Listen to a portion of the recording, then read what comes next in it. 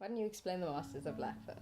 Being born into the society that we were born into. So the insertion point is that, unbeknownst to us, is lack based. So we grow up, we get a steady diet of in how people look at the world and the reality that they tell us of what's true. When they're formulating our who we are, they're telling us about what the world is and what reality is. People don't really have the experience of that we're coming from a place of lack, or that we were born into a frequency of lack.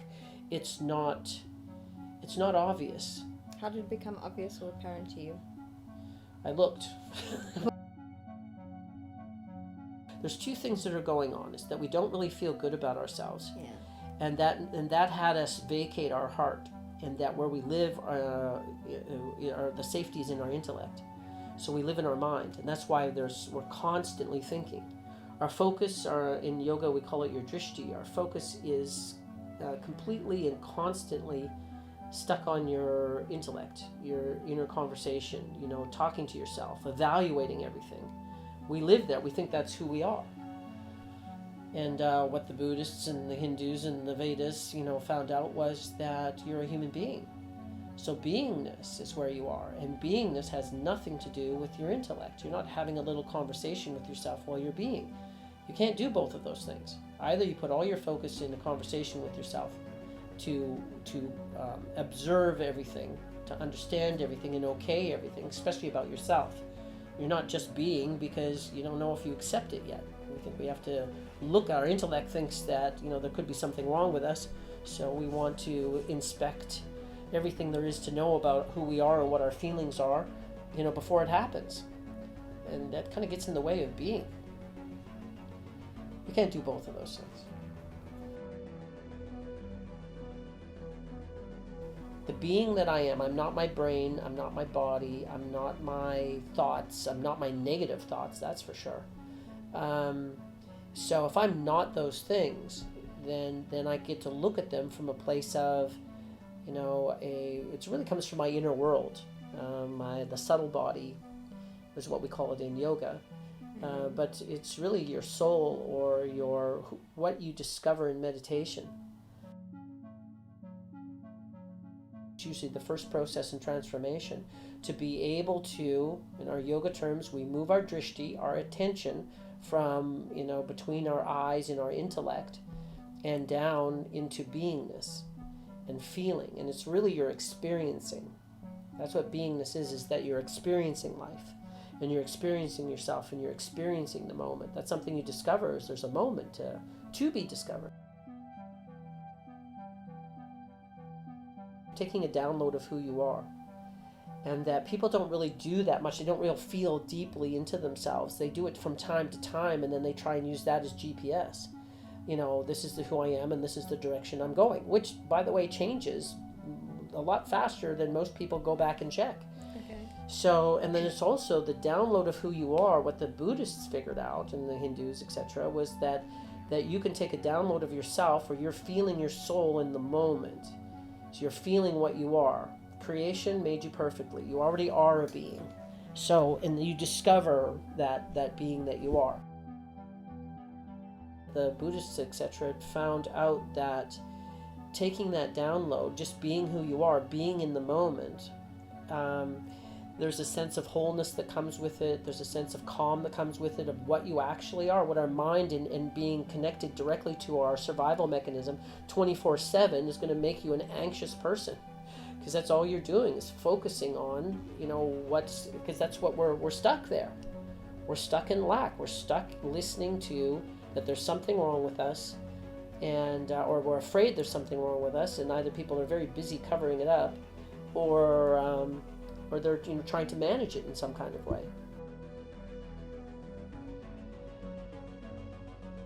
If you want to learn about people that see the world as sacred, you talk to the spiritual leaders in history and physicists.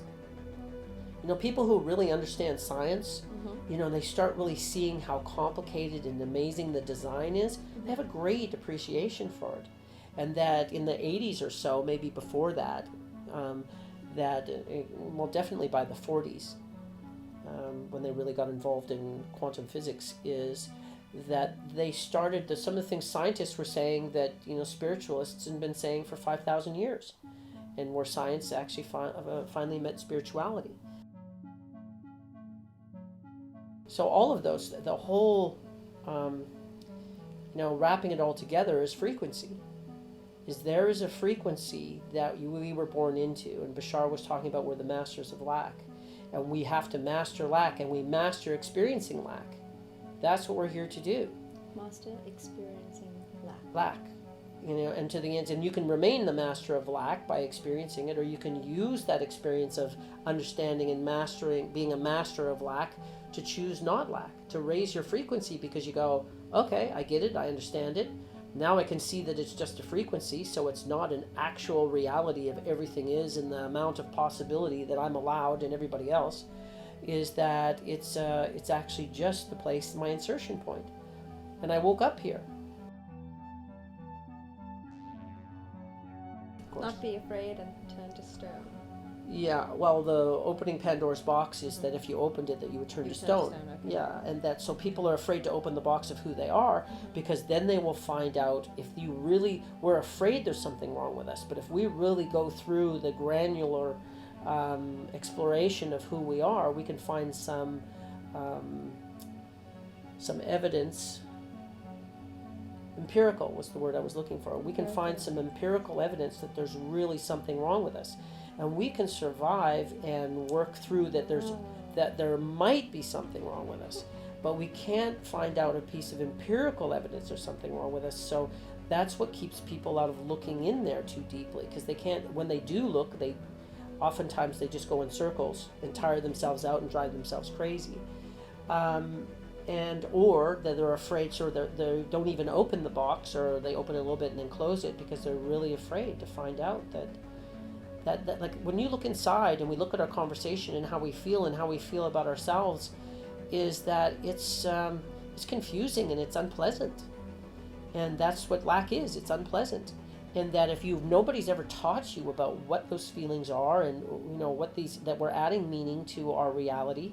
In every given moment, everybody adds their own meaning to what just happened to come up with a reality. And we don't always agree. Well, actually, very rarely we agree. So we all have, that brings us to there's 7.5 billion perceptions of reality on this planet.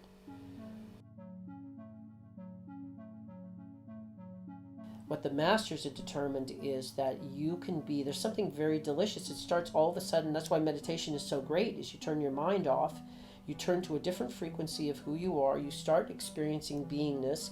There's a download where you just virtually, there's an experience of you being teleported down to you in this ray of light. So creation's always shining on you. It's up to you to have creation shine through you.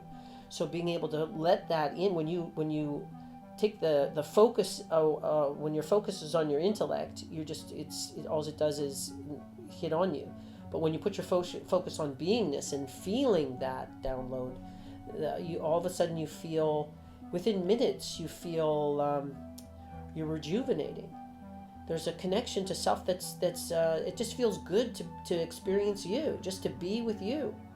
And you spend more time being with you, and all of a sudden your anxieties and the things that you're afraid of are no longer that important, because that's not what you are.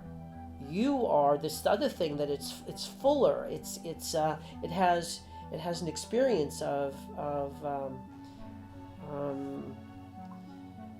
worthiness, an experience of alignment, an experience of wholeness, even just a little bit more whole. And then all of a sudden your anxieties look that much less interesting, because now you know what you're doing. See, if all you've got is your anxiety, then, what are you doing? Now you're just, trying to create your life from, trying not to be that, and usually trying to create something where you can feel better about yourself, ultimately.